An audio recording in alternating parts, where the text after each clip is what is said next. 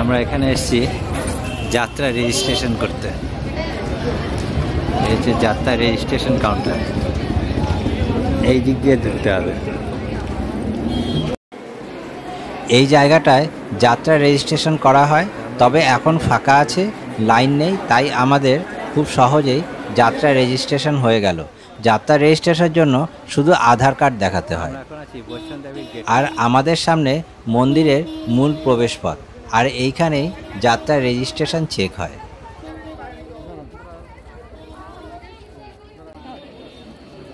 এখন আমাদের এই গেটের বাদিকে ছেলেদের আর মেয়েদের লাইন আলাদা হয়ে যায়।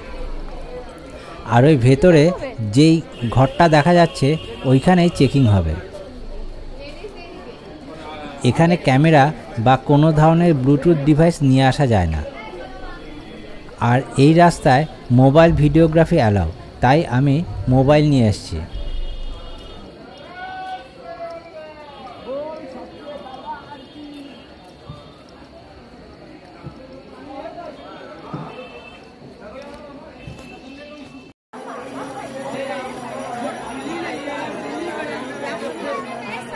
আমাদের চেকিং হয়ে গেছে, আর আমরা যে পার্চি বা টিকিট কিনেছিলাম বৈষ্ণোদেবী দর্শনের জন্য, সেটাও এইখানে চেক করেছে।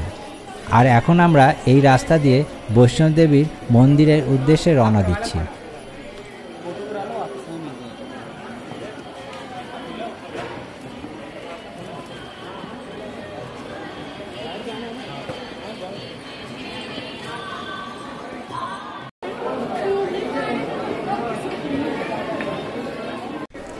এটা হচ্ছে সরকারি পনি বুকিং কাউন্টার।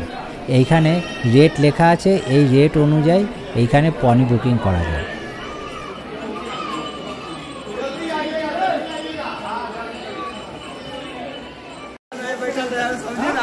আমাদের সবার গলায় এইরকম RFID কার্ড ঝোলানো আছে, আর আমরা এখন বৈষ্ণোদেবীর দিকে যাচ্ছি। এরকম এক একটা ফটো স্টুডিও আছে, যেখানে লোকেরা গিয়ে নানা রকম ফটো তোলে।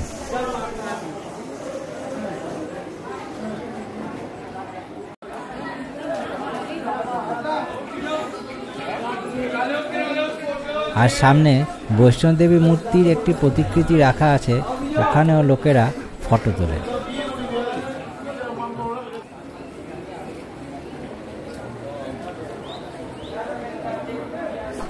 এই রকম স্টুডিও এই রাস্তাতে অনেকগুলোই আমাদের চোখে পড়েছে।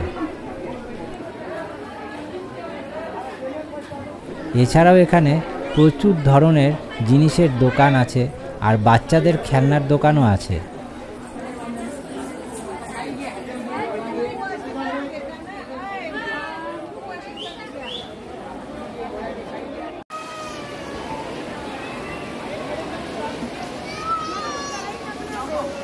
আমরা এখন যাচ্ছি বানগঙ্গা নদীতে। এই বানগঙ্গা নদী হলো চেনাব নদীর একটি উপনদী।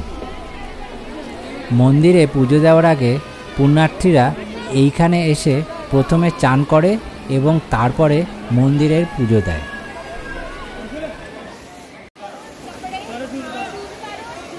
আর আমরা হোটেল থেকে চান করে এসেছি বলে এই জলটা আমরা মাথায় ছিটিয়ে নেব এবং তারপর আমরা পুজো দিতে চলে যাব।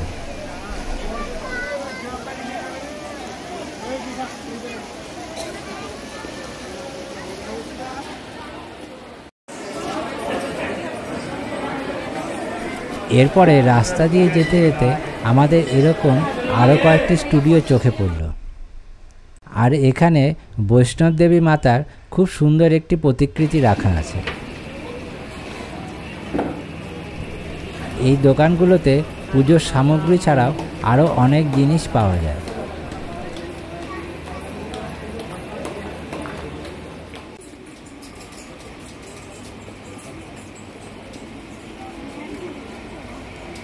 আমরা দুই ধারের দোকান দেখতে দেখতে ক্রমশ ওপর দিকে উঠছিলাম, তাই সময়টা বেশ ভালোই কাটছিল।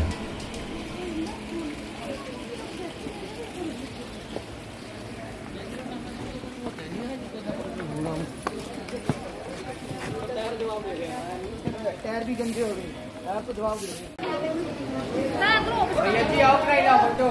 এই ফটো তোলার স্টুডিওগুলি একটার থেকে আরেকটা একদম অন্যরকমভাবেই সাজানো।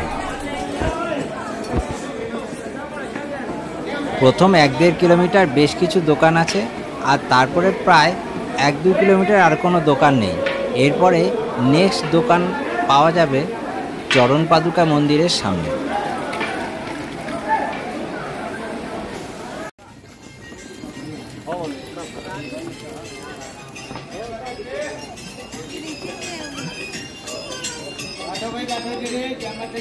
আমরা অনেকটাই রাস্তা উঠে এসেছি, আর অনেকটা রাস্তা উঠে আসার পর আমরা বেশ কিছু এই স্টুডিওগুলোর আবার দেখা পেলাম।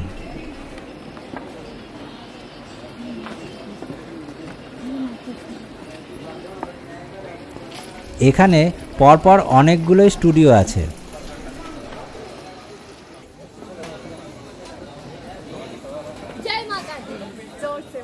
আমরা এখন এসেছি দুর্গা মন্দিরের সামনে। এই রাস্তায় পথের দুপাশে প্রচুর মন্দিরের দেখা পাওয়া যায়।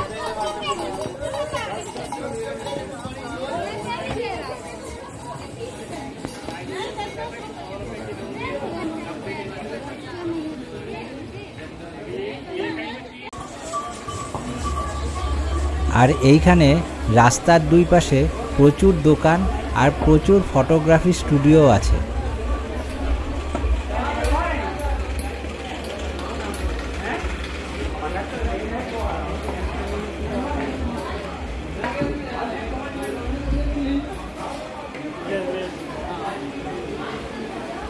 এইখানে প্রচুর দোকান আছে যেখানে টিফিন করা যায় আর সেই সাথে একটু বসে জিরিয়ে নেওয়া যায়।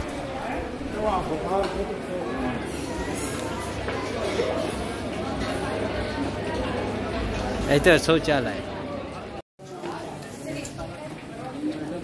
আমরা এখন এসেছি চরণ পাদুকা মন্দিরের সামনে। এখন রাত প্রায় 10টা বাজে।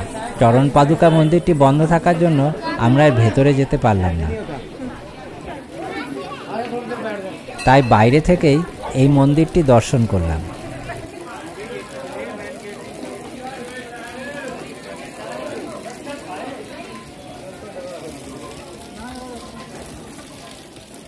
চরণ পাদুকা মন্দিরটি দর্শন করে আমরা এগিয়ে চললাম বৈষ্ণব দেবীর দিকে। রাস্তায় যেতে যেতে বাদিকে খুব সুন্দর একটি টিফিন করার দোকান চোখে পড়ল। আমরা এতক্ষণ যতটা এসেছি রাস্তার দুপাশে আমরা প্রচুর দোকান, মন্দির এবং টিফিন করার ব্যবস্থা দেখেছি।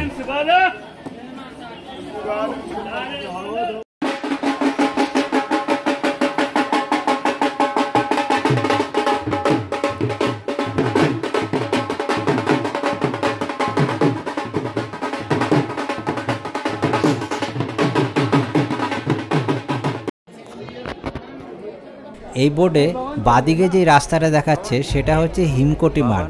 সেটা দিয়ে যদি আমরা বৈষ্ণবদেবী যাই তাহলে 5.5 কিলোমিটার লাগছে। আর আরেকটা রাস্তা আছে হাতিমাথা মার্গ, যেটা ডান দিকে। সেই রাস্তা দিয়ে গেলে একটু বেশি লাগবে, 6.5 কিলোমিটার। আর ওইখান দিয়ে গেলে আমরা অর্ধকুমারী যেতে পারবো। চলুন রাত্রিবেলায় এই অর্ধকুমারী দেখতে কীরকম লাগে আমরা একটু দেখে আসি। তাই আমরা এই রাস্তা দিয়েই যাওয়াটা ঠিক করলাম। এই রাস্তাটা একটু চড়াই আছে, কিন্তু তারপরই মোটামুটি ওপর দিকে উঠে একটু সমতল পাবো।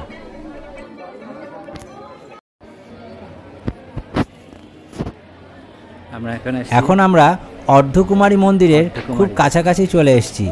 এই অর্ধকুমারী মন্দিরে পুজো দিতে হলে এখানে একদিন বেশি রাখতে হয়, অথবা একদিন এখানে স্টে করার একটা ব্যবস্থা করতে হয়, না হলে এই অর্ধকুমারীতে পুজো দেওয়া যায় না। আমাদের হাতে সময় ছিল না, আমরা বাইরের থেকে মন্দির দর্শন করেই ফিরে যাব, তাই এই অর্ধকুমারী মন্দিরটি দেখতে এসেছি।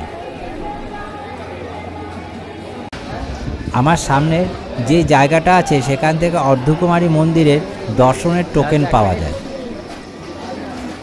টোকেন কাটার পর মোটামুটি 24 ঘন্টার মতন ওয়েট করতে হয় দর্শন পাওয়ার জন্য। আর আমাদের হাতে অত সময় নেই, তাই আমরা বাইরে থেকে এই মন্দিরটিকে দর্শন করব।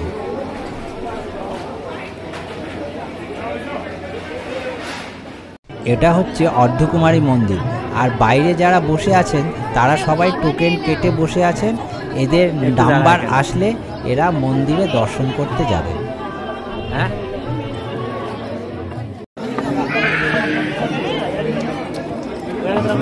আচ্ছা, আমরা এখন এই রাস্তা দিয়ে অর্ধকুমারী থেকে ভবনের দিকে যাচ্ছি।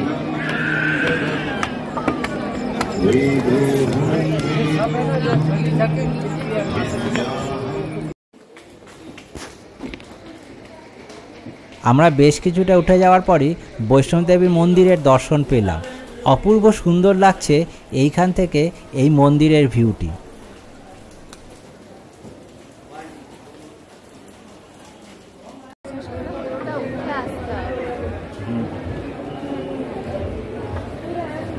এই জায়গাটায় উঠতে হবে। আমরা এখন বৈষ্ণবদেবী মন্দিরের খুব কাছাকাছি চলে এসেছি।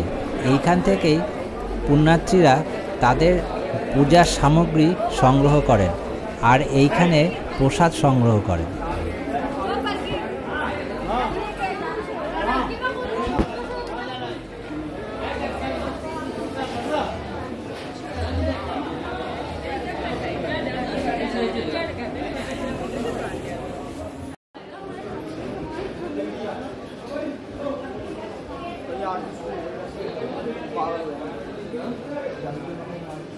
এটাই হচ্ছে বৈষ্ণবদেবী মন্দির।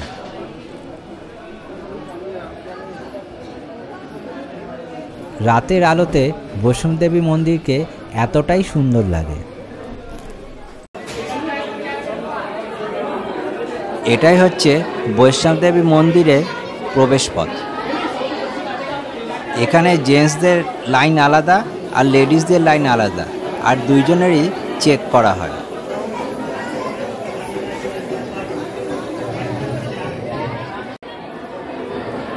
ওখান দিয়ে প্রবেশ করার পর উপরে যে কাচের দিয়ে ঘেরা যেই অংশটা আছে সেই অংশটা সোজা গুহাতে প্রবেশ করেছে, যেখানে বৈষ্ণবদেবীর মূর্তি রাখা আছে।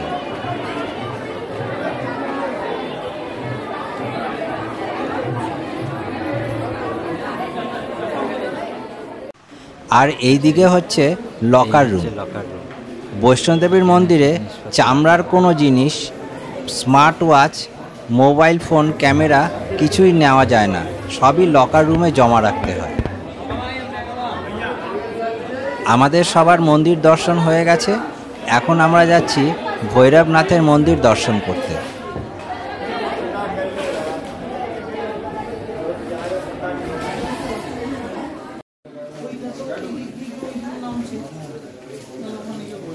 এখান থেকে রাস্তাটা দুই ভাগে বিভক্ত হয়ে গেছে। বাঁদিকের যে রাস্তাটা গেছে সেই রাস্তাটা গেছে ভৈরবনাথের মন্দিরের দিকে, আর ডান দিকের যে রাস্তাটা সেই রাস্তাটা নিচে নেমে যাচ্ছে। এখান থেকে কুপন সংগ্রহ করতে হয়। আমরা এখন চলে এসেছি ভৈরবনাথ মন্দিরে। ভৈরবনাথ মন্দিরের এই কাউন্টার থেকে কুপন কিনতে হয় আর এখান থেকে প্রসাদ দেয়। এই প্রসাদ নিয়ে আমি এখন যাচ্ছি ভৈরবনাথ মন্দিরে। এই যে ভৈরবনাথ মন্দির। বৈষ্ণবদেবী মন্দির থেকে প্রায় 2-2.5 কিলোমিটার পথ অতিক্রম করে চলে এসেছি এই ভৈরবনাথ মন্দিরে।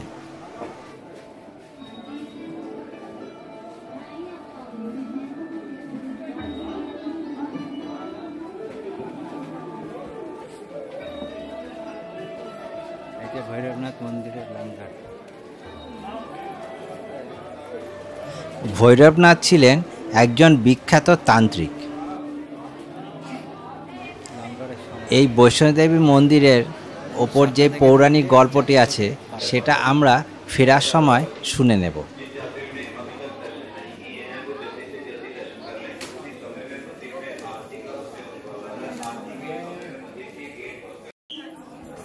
এই স্থানে যজ্ঞ করা হয় আর বাবাজির বিভূতি এখান থেকেই পাওয়া যায়।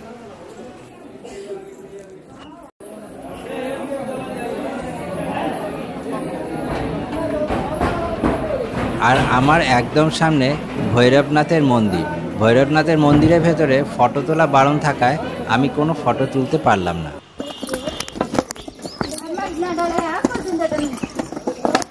আমরা এখন ভৈরবনাথ থেকে নিচের দিকে নামছি।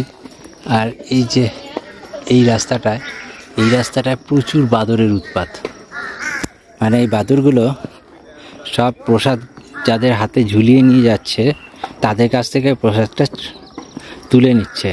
ওইখানে এমন অবস্থা, ক্যামেরাও বার করা যায় না। তাই আপনাদেরকে অনুরোধ যে একটা ব্যাগ নিয়ে আসবেন, আর ওই ব্যাগের মধ্যে প্রসাদটা রেখে দেবেন, নাহলে বাদর যে কোনো সময় ছিনিয়ে নিয়ে চলে যাবে।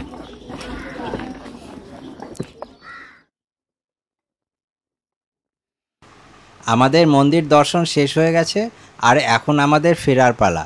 আর সকালও হয়ে গেছে। আর ফেরার সময় যে গল্পটা আমি বলা শুরু করেছিলাম সেটা এখন বলছি। কথিত আছে তান্ত্রিক ভৈরবনাথ গ্রাম্য মেলায় বৈষ্ণব দেবীকে দর্শন করেছিলেন। বৈষ্ণব দেবী যখন পরবর্তীকালে ত্রিকুট পাহাড়ে আসেন, এই ভৈরবনাথ তার পিছু পিছু ত্রিকুট পাহাড়ে এসে উপস্থিত হন। বৈষ্ণব দেবী মহাকালী রূপ ধরে ভৈরবনাথের মাথা কেটে ফেলেন। এই ভৈরবনাথের মাথাটি যেখানে পড়েছিল সেখানেই এখন ভৈরবনাথের মন্দির অবস্থিত। ভৈরবনাথ অনুতপ্ত হন আর দেবীর কাছে পরিত্রাণ চান। আর দেবী তাকে আশীর্বাদ দিয়ে বলেন, যতক্ষণ না পর্যন্ত পুণ্যার্থীরা ভৈরবনাথের মাথা দর্শন করবেন ততক্ষণ পর্যন্ত তাদের তীর্থযাত্রার ফলপ্রসূ হবে না। এই বৈষ্ণবদেবী মন্দিরে অনেকগুলো শর্টকাট আছে। এখন আমরা একটা শর্টকাট দিয়ে নামছি, যেই শর্টকাটে অনেক সিঁড়ি আছে। এই সিঁড়ি দিয়ে নামলে তাড়াতাড়ি হবে, তাই আমরা ঠিক করেছি এই সিঁড়ি দিয়ে নিচের দিকে তাড়াতাড়ি নেমে যাব। নামার সময় এই সিঁড়ি ব্যবহার করা ভালো, তবে ওঠার সময় এই সিঁড়ি দিয়ে উঠতে গেলে অনেক বেশি পরিশ্রম হয়।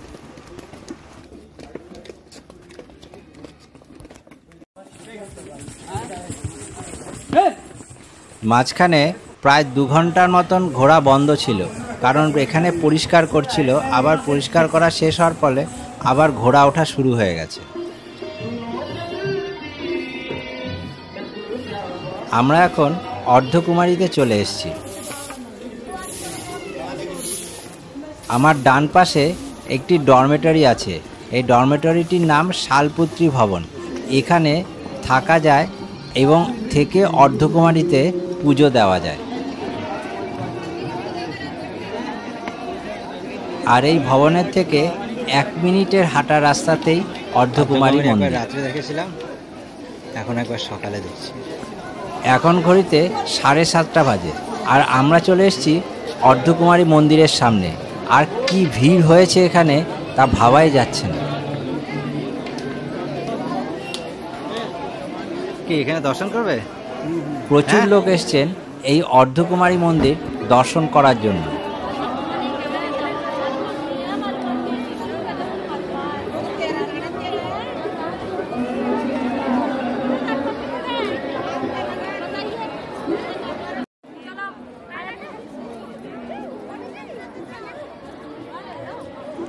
আর এই অর্ধকুমারী মন্দিরের ঠিক উল্টো দিকেই আছে ভগবতী ভবন।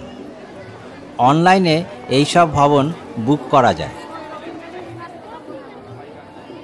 এই অর্ধকুমারী মন্দির নিয়েও একটি পৌরাণিক গল্প প্রচলিত আছে। কথিত আছে ভৈরবনাথ যখন বৈষ্ণবদেবীকে ধরতে এসেছিলেন, দেবী তখন এই গুহার মধ্যে আশ্রয় নিয়েছিলেন এবং হনুমানকে ডেকে বলেছিলেন যে তার তপস্যায় যেন কেউ ব্যাঘাত না করে।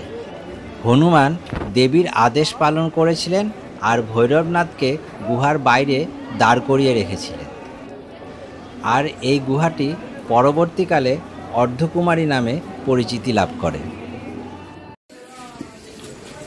সকালের আলোতে পার্বতী মন্দির।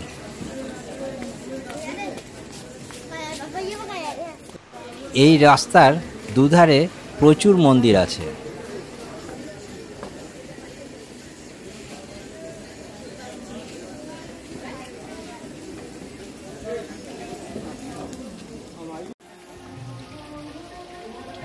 এই মন্দিরের নাম হচ্ছে গীতা মন্দির।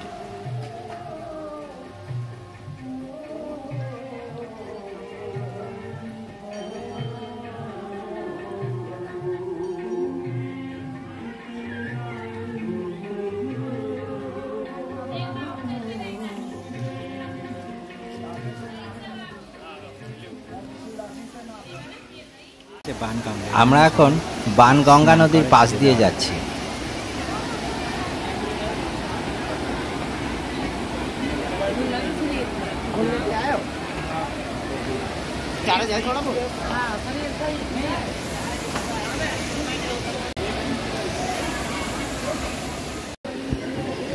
আমাদের এই বৈষ্ণোদেবী দর্শনের ভিডিওটি এখানেই শেষ হলো। ফিরে আসছি আরেকটা ভিডিও নিয়ে।